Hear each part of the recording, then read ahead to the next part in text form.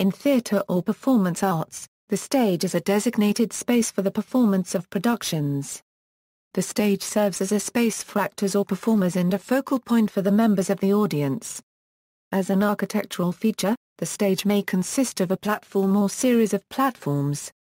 In some cases, these may be temporary or adjustable, but in theatres and other buildings devoted to such productions, the stage is often a permanent feature.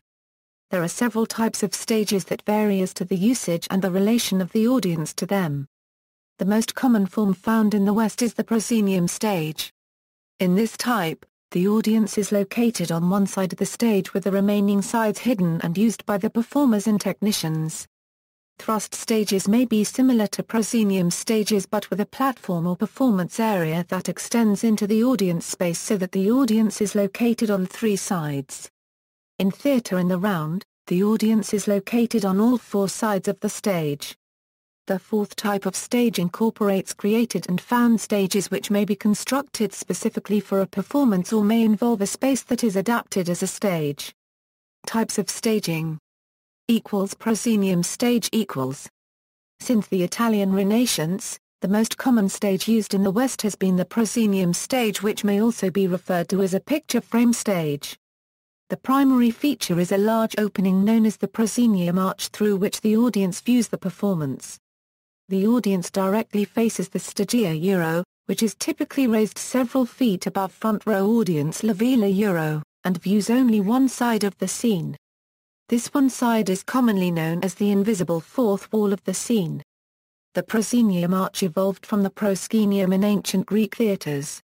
This was the space in front of the scaena or backdrop where the actors actually played.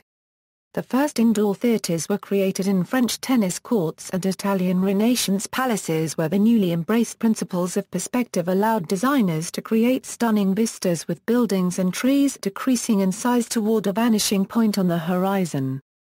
Stage floors were raked upward slightly from front to back in order to contribute to the perspective illusion and also to make actors more visible to audiences, who were seated on level floors.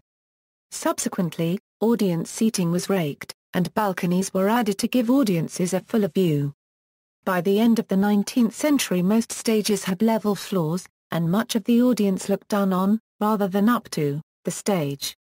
The competition among royals to produce elegant and elaborate entertainments fueled and financed the expansion of European court theatres. The Proscenium Arch, which often was extremely decorative in the manner of a triumphal arch framed the perspective picture. The desire of court painters to show more than one of their perspective backgrounds led court architects to adapt the pin rails and pulleys of sailing ships to the unrolling, and later to the lowering and raising, of canvas backdrops. A wood grid above the stage supported pulleys from which wooden battens, and later steel pipes, rolled down, or descended, with attached scenery pieces. The weight of heavy pieces was counterbalanced by sandbags. This system required the creation of a storage stage house or loft that was usually as high or higher than the proscenium itself. A full fly stage could store the entire height of scenery above the visible stage using the pin rails before or during performance, whereas a half-fly stage could only store props of limited size and thus required more careful backdrop and scenery design. Theatres using these rope systems, which are manually operated by stage hands, are known as hemp houses. They have been largely supplanted by counterweight fly systems. The proscenium, in conjunction with stage curtains called legs, conceals the sides of the stage, which are known as the wings. The wings may be used by theatre personnel during performances and as storage spaces for scenery and theatrical properties. Several rows of short curtains across the top of the stage, called teasers, hide the backdrops, which in turn are hidden above the stage in the fly system loft until ready for use. Often, a stage may extend in front of the proscenium arch which offers additional playing area to the actors. This area is referred to as the apron.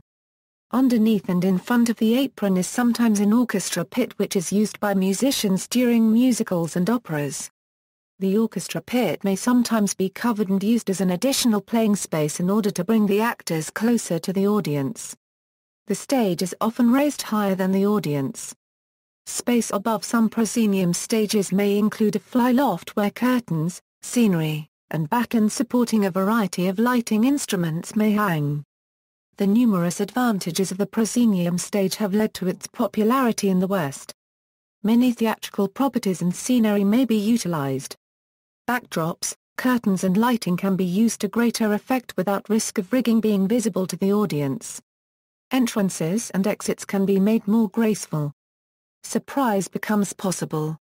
The actors only have to concentrate on playing to the audience in one direction. Boxes are a feature of more modern stage designs in which temporary walls are built inside any proscenium stage, at a slight angle to the original walls, in order to allow audience members located to the left or right of the proscenium to see the entirety of the stage. They enable the creation of rat runs around the back of the stage, which allow cast members to walk between entrances and exits without being seen by the audience. Theatre in the round equals. This method of stage design consists of a stage situated in the center of the theatre, with the audience facing it from all sides.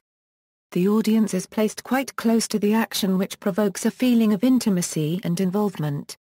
In the round stages require special considerations in production, such as scenery that does not obscure actors and the rest of the stage from parts of the audience. Backdrops and curtains cannot be used, thus the director must find other ways to set the scene. Lighting design is more difficult than for a proscenium stage, since the actor must be lit from all sides without blinding nearby audience members. Entrances and exits must be made either through the audience, making surprise entrances very difficult, or via closed-off walkways, which must be inconspicuous. As a result, stage entrances are normally in the corners of the theatre. The actors need to ensure that they do not have their backs turned to any part of the audience for long periods of time, in order to be seen and heard clearly. Thrust stage equals. A thrust stage is one that extends into the audience on three sides and is connected to the backstage area by its upstage end. A thrust has the benefit of greater intimacy between the audience and performers than a proscenium, while retaining the utility of a backstage area. Entrances onto a thrust are most readily made from backstage, although some theaters provide for performers to enter through the audience using vomitory entrances. An arena, exposed on all sides to the audience, is without a backstage and relies entirely on entrances in the house or from under the stage. As with an arena, the audience in a thrust-stage theatre may view the stage from three or more sides. If a performance employs the fourth wall, that imaginary wall must be maintained on multiple sides. Because the audience can view the performance from a variety of perspectives, it is usual for the blocking, props and scenery to receive thorough consideration to ensure that no perspective is blocked from view. A high-back chair, for instance, when placed stage right, could create a blind spot in the stage left action. Created and found spaces equals. A stage can also be improvised wherever a suitable space can be found. Examples may include staging a performance in a non-traditional space such as a basement of a building, a side of a hill or, in the case of a busking troupe, the street. In a similar manner, a makeshift stage can be created by modifying an environment. For example, demarcating the boundaries of a stage in an open space by laying a carpet and arranging seating before it. Stage terminology. The stage itself has been given named areas to facilitate the precise movement and positioning of actors on a stage. To an actor facing the audience, left and right are the reverse of what they are for the audience. To prevent confusion, actors and directors never use the unmarked terms left or right for the sides of the stage. Rather, they use a phrase specifying the viewpoint. The terms stage left and stage right, respectively, denote the sides of the stage that are on the actor's left and right when the actor is facing the audience, while house left and house right are the reverse, denoting the sides of the stage as viewed by the audience. In Germany, stage right and left are reversed, being the director's view rather than the actor's. Likewise, the meaning of front and back would be unclear because they depend on perspective. Instead, the term upstage is used to denote the part of the stage furthest from the audience or to motion away from the audience, while downstage denotes the portion of the stage closest to the audience or to motion in that direction. These terms were common in older theaters, which gave the audience a better view of the action by inclining the floor, so upstage actually was at a higher elevation than downstage. A raked stage can vary in its incline. 10 degrees is considered ideal for the audience and actor comfort. A dancing surface incline is often different from an acting incline and can vary from 3 degrees to 20 degrees. See also, No stage, Classical Japanese theater. References. External links.